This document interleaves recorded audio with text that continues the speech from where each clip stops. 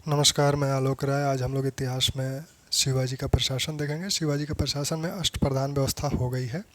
आज हम लोगों को जो देखना है वो राजस्व प्रशासन देखना है और सैन्य प्रशासन।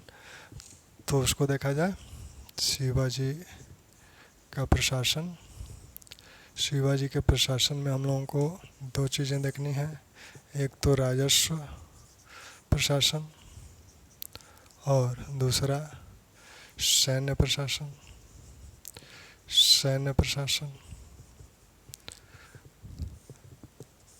इसके पहले हम लोग ज़रा सा शिवाजी के जो प्रशासकीय संरचना है उसको देखा जाए। तो प्रशासकीय संरचना जो है उसमें केंद्र है, इसके अधीन कई प्रांत हैं, इसके अधीन कई ज़िला हैं, इसके अधीन कई ज़िलों के अधीन कई परगने हैं और परगनों के अधीन कई गांव हैं। शासन की सबसे छोटी इकाई गांव है। इन्हें मौजा कहा जाता था और इसका जो प्रमुख होता था उसे पाटिल कहा जाता था। परगना का जो प्रमुख होता था वो मामलतदार था। जिला को महल कहा जाता था और इसका जो प्रमुख था वो महलदार। इसके बीच तरफ भी हैं जिसका प्रमुख तरफदार हुआ करता था। प्रांत का प्रमुख प्रांतपति होता था। यहाँ छत्रपति स्वयं थे। ठीक, छत्रपति स्वयं थे। अब शिवाजी के साम्राज्य में कितने प्रांत हैं उसको भी देख लिया जाए। शिवाजी के साम्राज्य में कुल 4 प्रांत हैं। पहला जिसे उत्तरी प्रांत कहा जाता है, इसमें सलेहर, मुलेहर, बगलाना, पूना, उत्तरी कोंकण ये पूरा क्षेत्र इसमें शामिल है। तो इसमें है सलेहर, मुलेहर, पूना, बगलाना भी इसी में है। बगलाना, उत्तरी कोंकण ये पूरा क्षेत्र आपका उत्तरी प्रांत में है। और इसके जो प्रमुख हैं यानी जो प्रांतपति हैं वो मोरोपंत पिंगले हैं। मोरोपंत पिंगले। ठीक, हालांकि ये राजधानी के समीप वाला क्षेत्र है तो शिवाजी भी इसकी देखरेख कर रहे हैं, लेकिन इसके प्रांतपति मोरोपंत पिंगले हैं। दूसरे को दक्षिणी प्रांत कहा जाता है। इसमें जो है दक्षिणी कोंकण का क्षेत्र शामिल है और साथ ही उत्तरी कनारा, जो कर्नाटक का पश्चिमी तट वाला जो उत्तर वाला हिस्सा है उत्तरी कनारा, वो इसमें शामिल है। इसके जो प्रांतपति हैं वो है अन्नाजी दत्तो।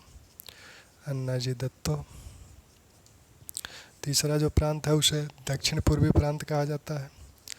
दक्षिण पूर्वी प्रांत, इसमें जो क्षेत्र शामिल है वो सतारा से लेकर धारवाड़ कोफल तक का क्षेत्र। सतारा, धारवाड़ से कोफल तक का क्षेत्र, कोफल क्षेत्र तक इसमें शामिल है। और इसके जो प्रांतपति हैं वो हैं दत्ताजी पंत। चौथा जो प्रांत है यह नवविजित प्रदेश जो था उसको चौथा प्रांत कहा जाता है। नवविजित प्रदेश कौन सा था? शिवाजी ने 1677-78 में पूर्वी कर्नाटक पर आक्रमण किया था, उस पर विजय प्राप्त की थी। तो यह पूर्वी कर्नाटक वाला क्षेत्र है और इस क्षेत्र में उन्होंने जिंजी, अंसी, बेल्लोर आदि पर अधिकार कर लिया था और जिंजी को इस क्षेत्र की राजधानी बनाया था। तो जिंजी इस क्षेत्र की राजधानी थी और यहाँ का शासन किसके जिम्मे सौंपा गया था? संताजी के जिम्मे, जो उनके चचेरे भाई थे। तो एक सवाल यहाँ सीधा सा बनेगा कि पूर्वी कर्नाटक क्षेत्र जिसे शिवाजी ने विजित किया था वहाँ की राजधानी किसको बनाया था? तो जिंजी को। किसे सौंपा था? संताजी को सौंपा था। लेकिन यहाँ भी पूरी तरह से असैन्य शासन व्यवस्थित नहीं हो पाया था क्योंकि शिवाजी को समय नहीं मिला था। तो यहाँ अभी यह क्षेत्र सैन्य नियंत्रण में ही था। यहाँ पूरी तरह से असैन्य प्रशासन व्यवस्थित हो गया था। तो शिवाजी के जो प्रांत हैं, उत्तरी प्रांतपति मोरोपंत पिंगले, दक्षिणी प्रांतपति अन्नाजी दत्तो, तीसरा दक्षिण पूर्वी प्रांतपति दत्ताजी पंत और नवविजित प्रदेश संताजी के जिम्मे दिया गया था और उनकी सहायता के लिए रघुनाथ हनुमंते थे। ठीक, अब हम लोग देखें राजस्व प्रशासन। शिवाजी का जो राजस्व प्रशासन है उसमें हम लोग को देखना है राजस्व के विभिन्न स्रोत हैं। भूमि कर है, विभिन्न प्रकार के व्यावसायिक कर हैं, व्यापारिक कर है, चुंगी है, लेकिन सबसे ज़्यादा जो विवरण मिलता है वो भूकर संबंधी मिलता है। तो इसमें हम लोग देखेंगे भूकर व्यवस्था। इससे संबंधित विभिन्न अधिकारी और जो जागीरदार हैं और चौथ सरदेशमुख।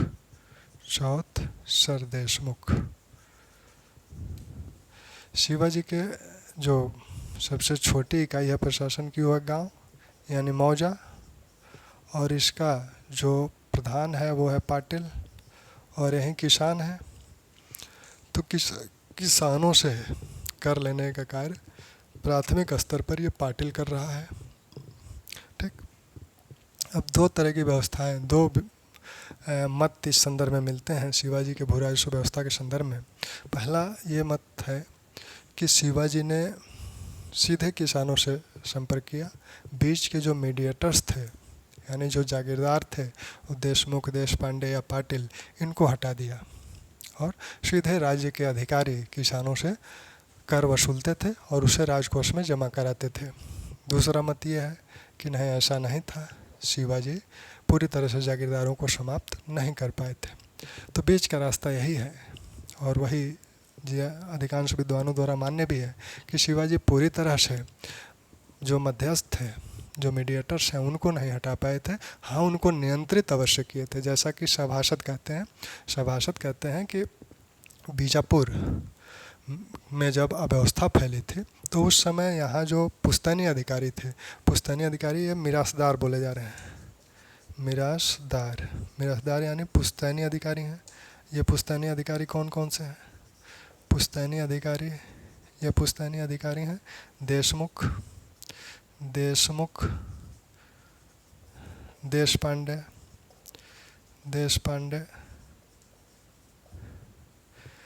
देशकुलकर्णी, पाटिल, कुलकर्णी, ये लोग पुश्तैनी अधिकारी यानी मिरासदार माने जाते थे। इन्हें क्या मिली हुई थी? मोकाश मिला हुआ था। मोकाश का मतलब है जागीर, मोकाश का अर्थ होता है जागीर। तो इन्हें साम्राज्य की सेवा यानी बीजापुर की सेवा के बदले में इन्हें जो क्षेत्र मिला हुआ था उसे मोकाश कहा जाता था, यानी इन्हें ये जागीर के रूप में मिली हुई थी।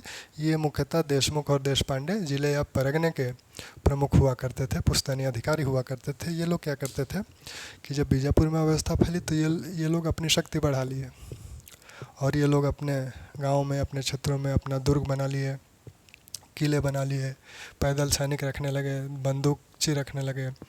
तो और इस माध्यम से ये क्या करते थे? किसानों पे जुर्म करते थे, उनसे अनाप शनाप कर लेते थे। जो वाजिब कर थे वो तो लेते ही थे, साथ में अतिरिक्त कर भी लेते थे अपनी ओर से। और दूसरी बात, जब शिवाजी इन क्षेत्रों को जीतना शुरू किए तो इसमें से कुछ देशमुखों, जो बड़े देशमुख थे, उनका बीजापुर दरबार से घनिष्ठ संबंध था। तो ये क्या करते थे? बीजापुर की सहायता करते थे शिवाजी के विरुद्ध। तब शिवाजी ने इन्हें नियंत्रित करना शुरू किया, इनके दुर्गों को ध्वस्त किया। जो मजबूत दुर्ग थे उन पर स्वयं अधिकार कर लिया, अपने सैनिकों को वहाँ नियुक्त कर दिया। तो इस तरह से इन जो पुश्तैनी अधिकारी थे इनको नियंत्रित किया और ये किया कि इनके अनुलाभ निश्चित कर दिए कि आपको इतना कर लेना है, इतने में से इतना हिस्सा आपका होगा, इतना आप राजकोष में निश्चित रूप से जमा कराएंगे। तो इस प्रकार इन्हें नियंत्रित कर लिया। और दूसरा, वो किसानों से सीधे संपर्क भी करना चाहते थे, उसके लिए भी उन्होंने पूरी प्लानिंग कर ली थी। तो यहाँ ये जो पाटिल हैं ये कर वसूलते हैं, गांव पे शासन करते हैं, गांव के जो विवाद हैं उनका निपटारा करते हैं। वही कार्य देशमुख अपने क्षेत्र में कर रहे हैं। कुलकर्णी जो हैं ये एक तरह से लिपिक हैं, लेखाकार हैं, वो आंकड़ों को लिपिबद्ध करते थे। वैसे ही देश कुलकर्णी इनसे संबंधित आंकड़ों को लेखबद्ध करते थे। ठीक। शिवाजी ने भू राजस्व व्यवस्था में मलिक अंबर का अनुकरण किया। अहमदनगर के जो वजीर थे मलिक अंबर, उन्होंने टोडरमल का अनुकरण किया था और उस तरह की एक भू राजस्व व्यवस्था स्थापित करने का प्रयास वो किए थे। उसी का अनुकरण शिवाजी कर रहे हैं। ये किसका अनुकरण किए थे? टोडरमल का। शिवाजी ने भूमि का सर्वेक्षण कराना शुरू किया, भूमि का सर्वेक्षण, और इस कार्य के लिए लगाया कि इसको अन्नाजी दत्तों को। अन्नाजी दत्तो के नेतृत्व में भूमि का सर्वेक्षण कार्य कराया गया। यह कार्य पूरा हुआ 1679 में, 1689 में। एक वर्ष पश्चात शिवाजी का निधन ही हो गया।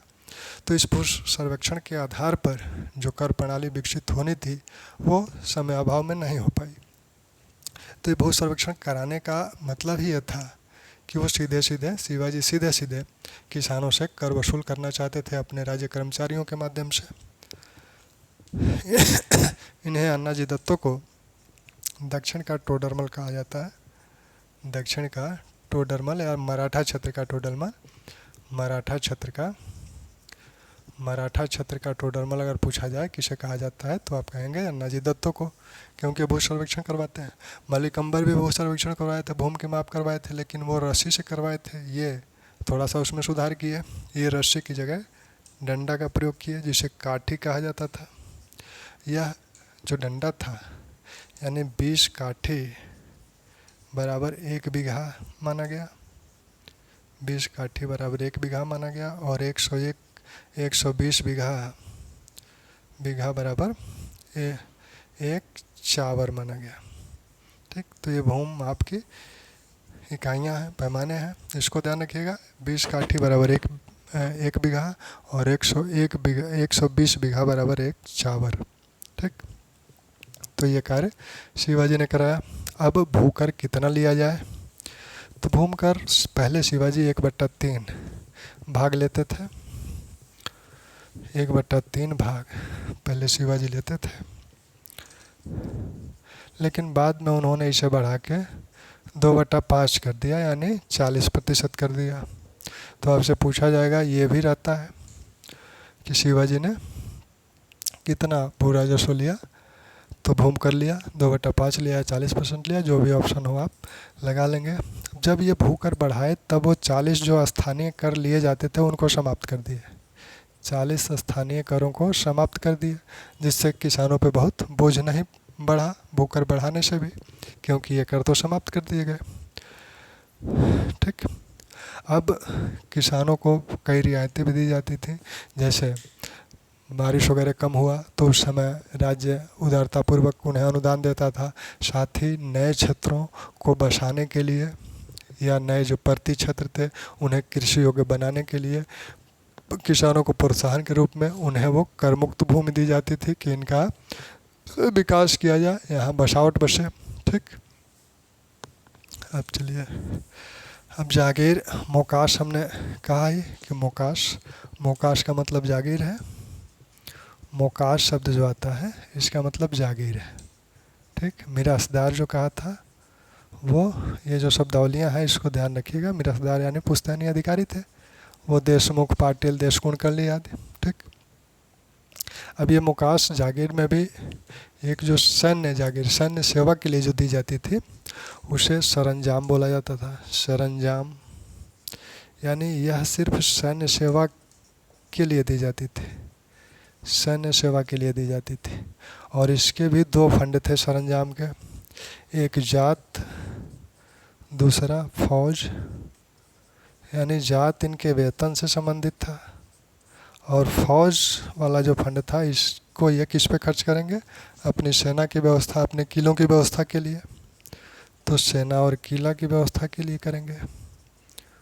ठीक, तो ये पूछा जाता है बार बार कि सरंजाम क्या था, तो सैन्य सेवा के बदले में राज्य द्वारा जो जागीर दी जाती थी उसे सरंजाम बोला जाता था। और सामान्य सेवाओं के लिए, असैन्य सेवाओं के लिए जो दी जाती थी वो मोकाश थी, और सामान्य शब्द उसका मोकाश था। अब कुछ अन्य अधिकारी भी हैं, उनसे संबंधित शब्दावलियाँ जो है, जैसे पोटनिश। पोटनिश का मतलब है खजांची, खजांची। ठीक, जमादार, जमादार का मतलब है कोषाध्यक्ष, कोषाध्यक्ष। ऐसे ही फडनिश, फडनिश, फडनिश का मतलब है असिस्टेंट ऑडिटर, असिस्टेंट ऑडिटर। ठीक, तो ये कुछ शब्दावलियाँ हैं, इनको ध्यान रखा जाए क्योंकि यहाँ से प्रश्न बार बार पूछे जाते हैं इन शब्दावलियों से कि इनका मतलब क्या है। ठीक, आगे चलें। अब राजस्व व्यवस्था में चौथ और सरदेशमुखी की जो बात है, चौथ और सरदेशमुखी। चौथ ये जो उत्पादन का 1/4 भाग लिया जाता था और सरदेशमुखी उत्पादन का 1/10 लिया जाता था। अब चौथ के विषय में विभिन्न मत हैं कि चौथ था क्या, किसके लिए लिया जाता था। तो रानाडे कहते हैं कि जिन क्षेत्रों से ये लिया जाता था, जिन लोगों से लिया जाता था, उन्हें बाह्य आक्रमण से सुरक्षा की गारंटी दी जाती थी। यानी बाह्य आक्रमण से सुरक्षा की गारंटी के रूप में इसे वसूला जाता था। ठीक।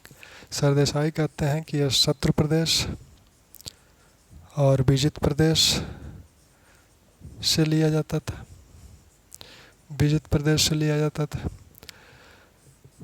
सरकार कहते हैं, यदुनाथ सरकार कहते हैं कि यह मराठा आक्रमण से सुरक्षा के बदले लिया जाता था। एक तरह से यह भयादोहन था। भयादोहन यानी जबरदस्ती लिया जाता था। इसे हम आम भाषा में कह सकते हैं रंगदारी, हफ्ता वसूली। तो ये कार्य ये मराठा, अब ये कहते हैं कि बाह्य आक्रमण, कोई भी आक्रमण हो उसे सुरक्षा के लिए सरकार कहते हैं कि नहीं, सिर्फ वो मराठा जो आक्रमण करेंगे उससे सुरक्षा के लिए, यानी ये कर दे दोगे तो हम तुम पे आक्रमण नहीं करेंगे। ठीक। तो कुल मिला के इसी मत को ज़्यादा माना जाता है कि मराठा आक्रमण से सुरक्षा के बदले ये लिया जाता था, एक प्रकार का भयदोहन था। और मराठों ने पेशवाओं के अधीन लगभग पूरे भारत में ये हफ्ता वसूली की। वो उड़ीसा में किए, बिहार से किए, बंगाल से किए, फिर पंजाब से किए, गुजरात, मालवा, यहाँ से तो किए ही, पंजाब तक भी गए। तो इस प्रकार ये एक तरह से रंगधारी टैक्स है। अब चौथ सरदेशमुख शिवाजी कह रहे हैं कि जो पुश्तैनी अधिकारी देशमुख जो हैं वो कहते हैं कि हम सभी देशमुखों के बाप हैं, यानी सभी देशमुखों के देशमुख हैं, इसलिए हम 1/10 लेंगे सरदेशमुखी के रूप में। तो वो कह रहे हैं कि देशमुखों के देशमुख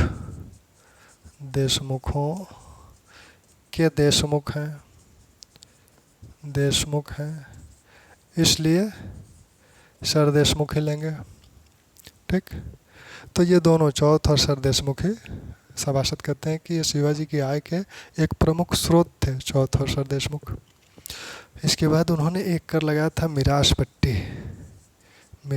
पट्टी या सिंहासन पट्टी। यह कर जब वो राजाभिषेक उनका हो रहा था तो राजाभिषेक के समय वो सभी देशमुखों से ये कर सिंहासन पट्टी नामक कर लिए थे।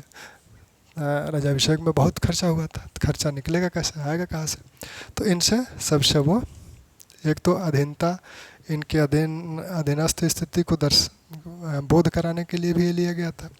तो ये मिरास पट्टी और सिंहासन पट्टी वो राजारोहण के समय लिए थे इनसे। ठीक। आगे चला जाए। अब हम लोग सैन्य प्रशासन देखें। शिवाजी का जो सैन्य प्रशासन है, तो सैन्य प्रशासन को हम लोग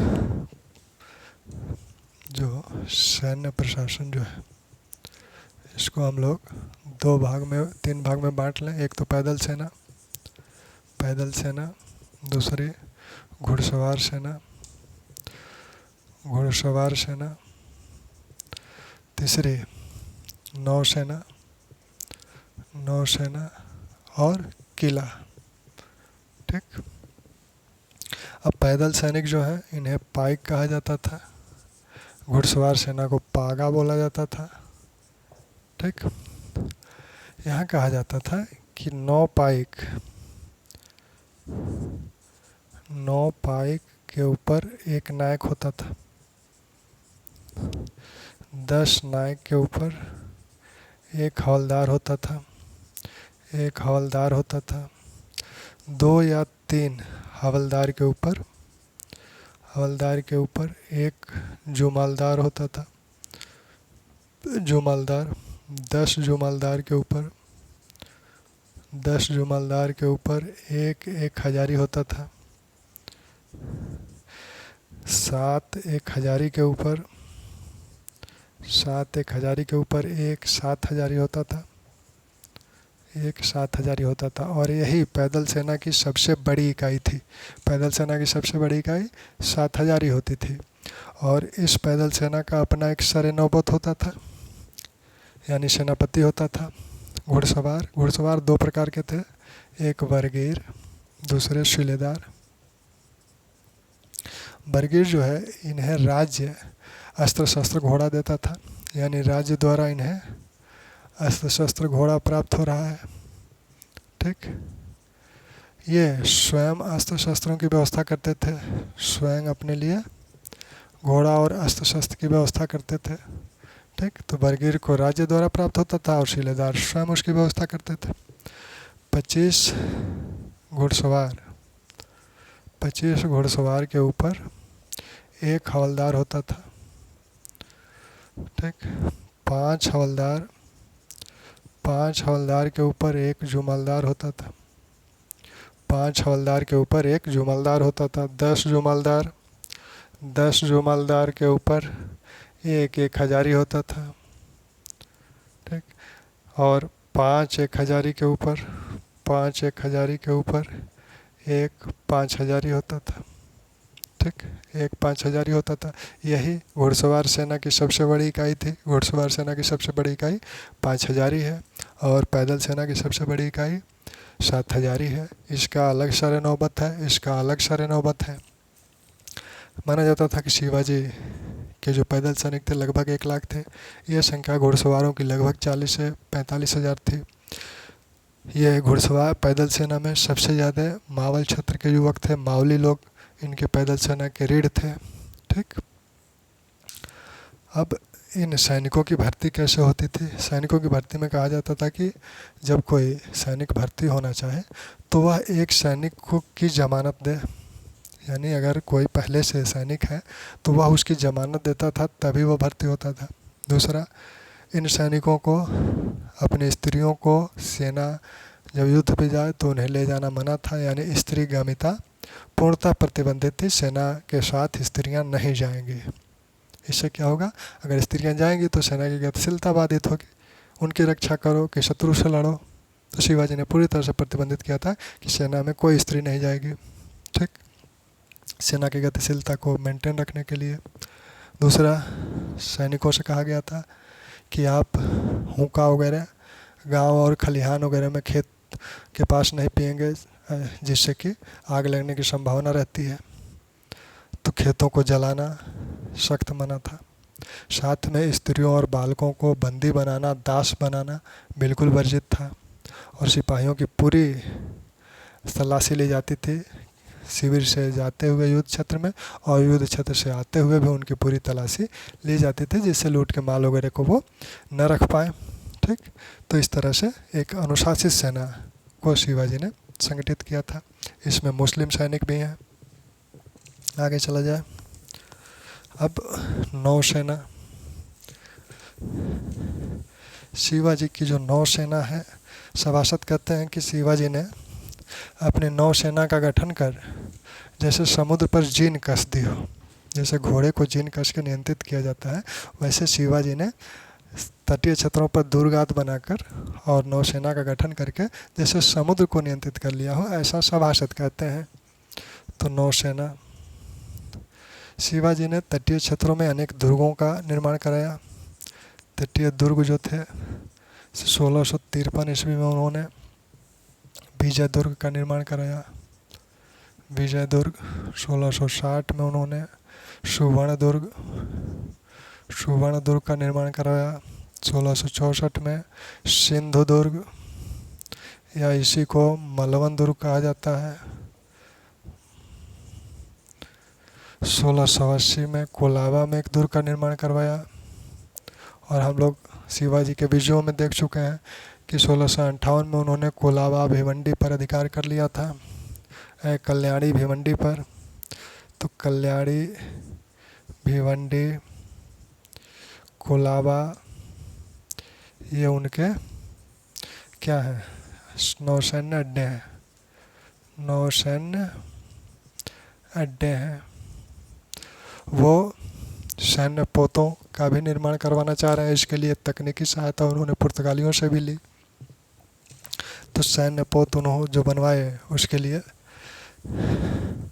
वियगेज नामक एक पुर्तगाली को भी आमंत्रित किया था। कुछ दिनों तक वह रहा था, फिर चला गया था। वायगेज नामक पुर्तगाली को उन्होंने सैन्य तोपों के निर्माण के लिए बुलाया था। सैन्य तोप जो बने थे, सैन्य पोत जो बने थे उसमें सबसे पहला जो पोत बना वो गुराब नामक पोत था या गुहराब नामक पोत था। ऐसे ही शिवार, मंजुहास,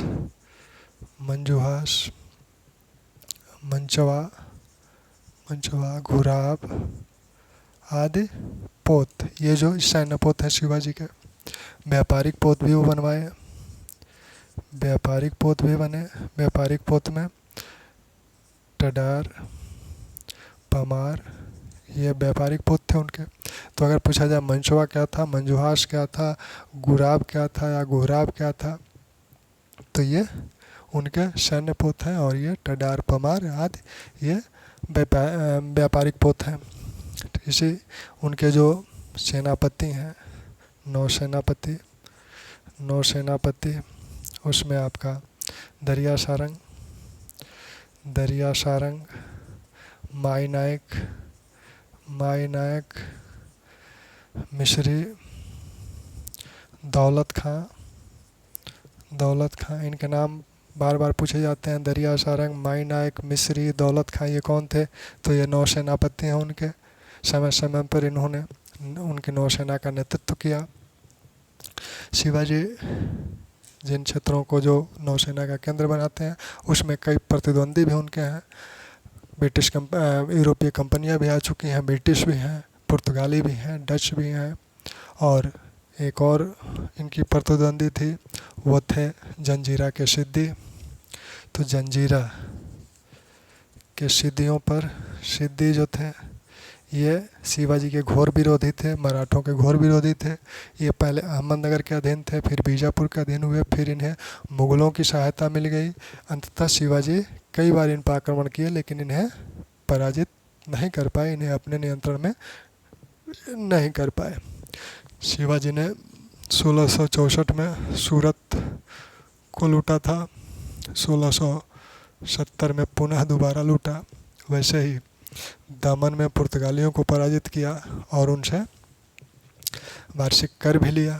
ठीक, तो शिवाजी ने एक नौसैन्य मोर्चा मजबूत बनाने का प्रयास किया, लेकिन फिर भी सिद्धियों को नियंत्रित नहीं कर पाए और व्यापारिक जो यूरोपीय कंपनियां थीं उनको भी पूर्णतया नियंत्रित नहीं कर पाए। ठीक, अब हम लोग देखें शिवाजी के जो किले हैं। तो शिवाजी के जो किले हैं, तो किला उनका शक्ति का आधार माने जाते हैं। ये किले क्या है, सभासद कहते हैं कि उनके शक्ति के आधार माने जाते हैं, शक्ति के आधार। और ये पहाड़ी क्षेत्र के किले हैं, इन पर अधिकार करना बहुत आसान है नहीं। अब किलों की सुरक्षा के लिए शिवाजी ने क्या किया कि इसमें 3 अधिकारियों, समान स्तर के 3 अधिकारियों की नियुक्ति वो करते हैं। हवलदार, सबनिश और शरे-नौबत।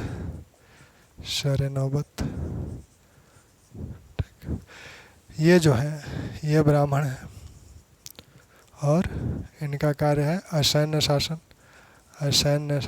किले का जो असैन्य शासन है वो इनके जिम्मे है, असैन्य प्रशासन इनके जिम्मे है। ये दोनों सैन्य हैं। इनका कार्य है सुबह किले की दीवार, किले का दरवाज़ा खोलना और शाम को बंद करना, खोलना और रात्रि में बंद करना, बीच बीच में जाकर उसे देखते रहना। साथ में पत्रों का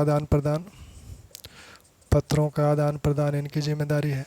इनका कार्य क्या है, रात्रि में किले की रक्षा, रात्रि में किले की सुरक्षा, किले की सुरक्षा इनकी जिम्मेदारी है। ठीक, यानी ये व्यवस्था इसलिए की गई थी कि अगर कोई भी एक अधिकारी अगर शत्रु पक्ष से जाकर मिल जाए तो किला ऐसा ना हो कि शत्रु के हाथ में चला जाए। ये तीनों तो एक साथ मिल नहीं सकते, एक मिलेगा तो ये बता देगा। ठीक, तो ये संतुलन की स्थिति उन्होंने बनाने का प्रयास किया था। इन 3 अधिकारियों के साथ ही एक और अधिकारी था कारखाना नवीश, कारखाना नवीश।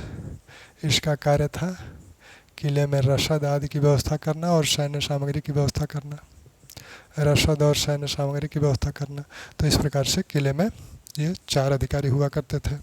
ठीक, अब हम लोग शिवाजी की धार्मिक नीति को देख लें जल्दी से।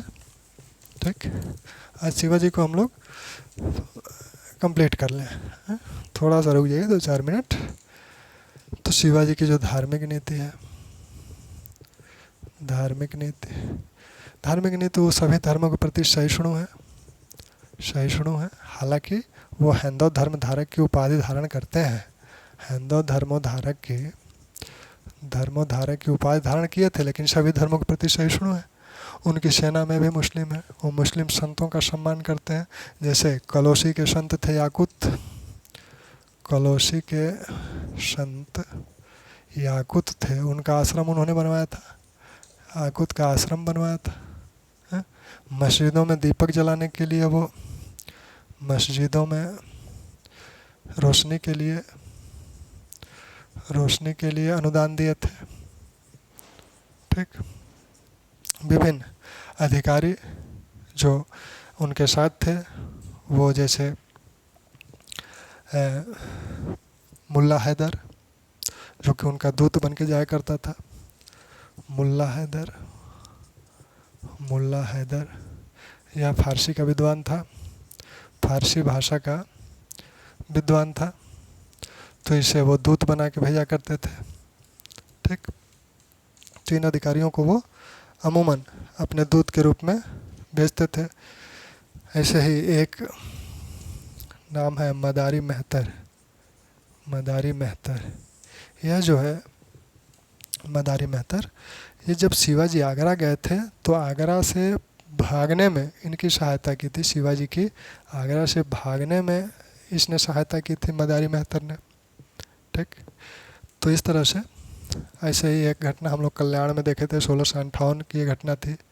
मुल्ला अहमद वहाँ का जो कल्याण का अधिकारी था बीजापुर का, उसको उसकी पुत्रवधू मराठों की कैद में आ गई थी। शिवाजी ने उसे सम्मान वस्त्र और जेवरात देकर उसके घर भेजा।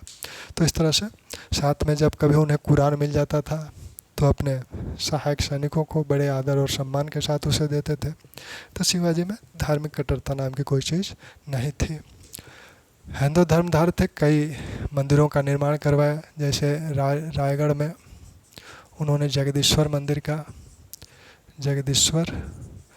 का निर्माण करवाया। वैसे ही प्रतापगढ़ में उन्होंने भवानी मंदिर का निर्माण करवाया। ठीक, गोवा में सप्तकोटेश्वर मंदिर था, सप्तकोटेश्वर। गोवा पर उनका अधिकार तो नहीं था, लेकिन गोवा में सप्तकोटेश्वर मंदिर को उन्होंने अनुदान दिया था। इसी प्रकार कृष्णा नदी पर घाट बनवाए थे। ठीक, शिवाजी की जो कुल भवानी है, यानी शिवाजी की तुलजा भवानी कुल देवी जो है शिवाजी की, ये कुल देवी है। ठीक, शिवाजी की जो तलवार थी उसका नाम भवानी था, माना जाता था कि भवानी ने उन्हें दिया था। तो इस तरह शिवाजी की जो धार्मिक नीति है वो बहुत ही सहिष्णु है। तो हम लोगों ने शिवाजी को एक तरह से कंप्लीट कर लिया है। अगर कुछ चीज़ें ऐसा लगता है आपको कि हाँ इस चीज़ पे भी बात होनी चाहिए तो आप कमेंट सेक्शन में ज़रूर बताएं। और एक बात और कि वीडियो देखते रहें, इसे और प्रसारित करते रहें और सब्सक्राइब भी करें। धन्यवाद।